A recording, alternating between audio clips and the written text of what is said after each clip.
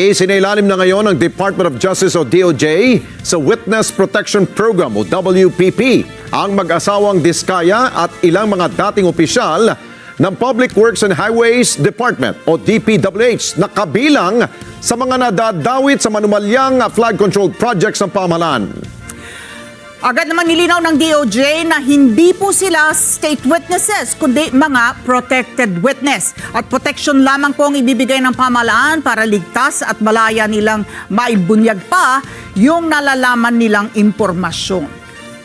Pero kung ang pag-uusapan ay yung pagsasauli ho ng pera o yung mga nakulimbat nilang pera at ayon sa Justice Department, hindi pa ito na pag-uusapan. Report mula kay Madeline Villar Moratillo. Simula ngayong araw, itinuturing ng protected witness sa ilalim ng Witness Protection Program ng Department of Justice ang tatlong dating engineers ng Department of Public Works and Highways sa Bulacan na sina Henry Alcantara, Bryce Hernandez at JP Mendoza, maging ang mag-asawang Curly at Sara Diskaya.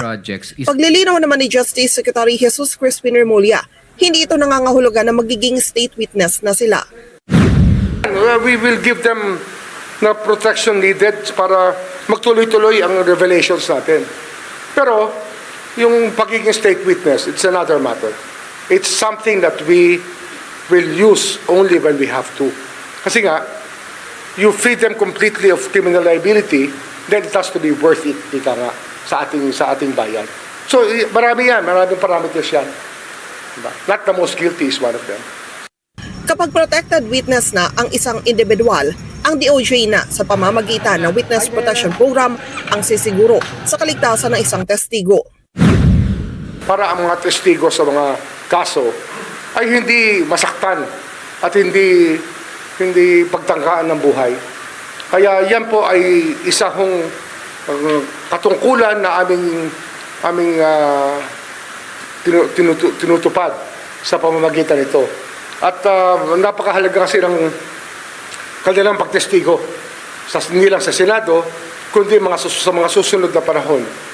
May specialized officers ang WPP na ang expertise ay pagbibigay proteksyon sa isang testigo.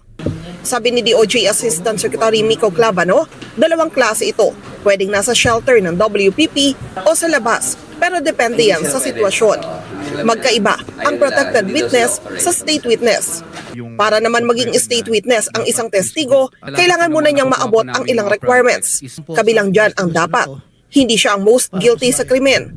Kailangan na rin niyang pumasok sa isang Memorandum of Agreement sa DOJ at maabot ang kanilang requirements. Una nang sinabi ni Remulla na kasama sa hihilingin nila na dapat magsauli ang mga ito ng nakobrang kickback sa mga proyekto ng gobyerno. Pero sa pagkikipag-usap ng DOJ sa lima, si Bryce pa lang ang voluntaryong nagsabi na magsasauli ng kanyang luxury vehicles. Nitong nakaraang linggo, una nang bumisita sa DOJ ang mag-asawang Diskaya, habang kahapon naman si Alcantara at kaninang umaga sina Hernandez at Mendoza. Bit-bit na rin ni Hernandez ang kanyang CPU kung saan naroon ang mahahalagang impormasyon sa nalalaman niya sa flood control anomaly at iba pa. Madeline Villar Moratillo para sa Mata ng Agila. Matatag, matapang, matapat.